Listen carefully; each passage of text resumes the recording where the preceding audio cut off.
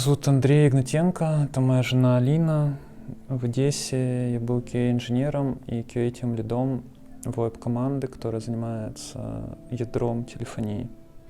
Вообще у меня было в 2022 году чувствовать дежавю, как в 2014, когда я с моими коллегами на другой работе, мы общались и спрашивали друг друга, нападет Путин или нет на Донбасс и Крым. И сейчас, когда Путин стал собирать войска, и были все эти новости о том, что он должен напасть, у меня точно такое же чувство дежавю. И наши друзья начали задавать такие же вопросы, нападет ли Путин на Украину. Я понял, что нужно на всякий случай приготовиться. Эвакуационный чемоданчик, какие-то вещи пометить для того, чтобы уехать быстро. И мы все это собрали, какие-то вещи, подготовили там еду быстрого приготовления, все, придумали какой-то план. И тут 19 февраля Юля нам говорит, Соломенцева, что нужно уезжать из страны за один день.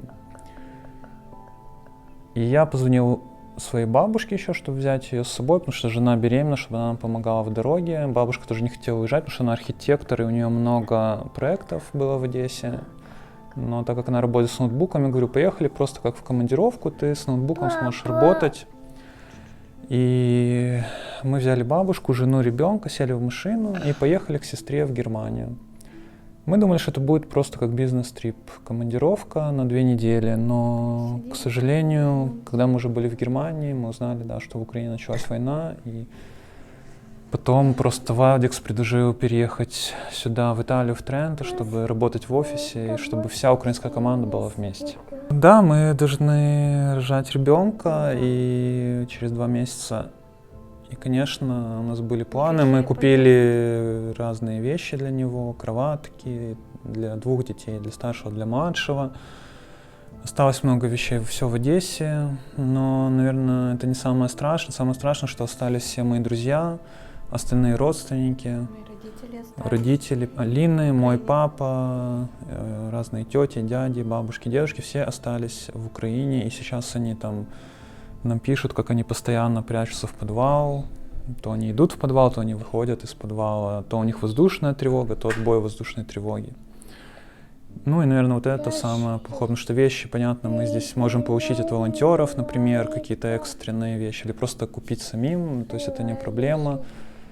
Ну, мы надеемся, что наш самый главный план — родить ребенка здесь осуществится, а там дальше уже мы посмотрим. Либо мы вернемся после рождения ребенка в Украину назад, или, может, здесь еще побудем какое-то время. И если в Украине будет все спокойно, все хорошо, то мы, конечно, вернемся в Одессу. Да, сейчас планирую что-то очень тяжело, даже на неделю вперед, потому что вот сегодня нужно было ехать в одно место с документами, завтра в другое место, и потом через месяц придется переезжать в другую квартиру, и постоянно есть неопределенность, мы постоянно на иголках, постоянно нам какие-то новые инструкции дают.